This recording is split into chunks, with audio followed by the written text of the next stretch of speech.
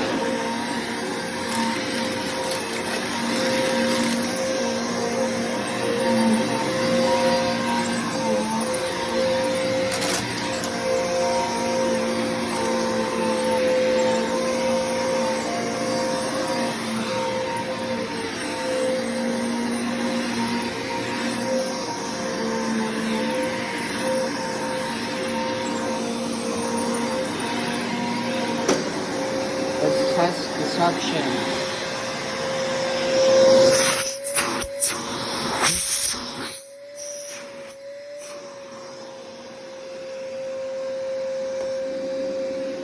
Here's the brush roll.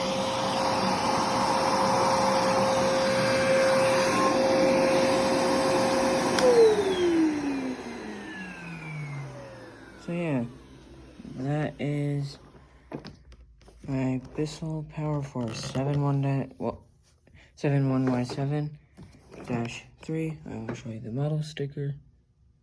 It's from 2010, but the motor's from 2009.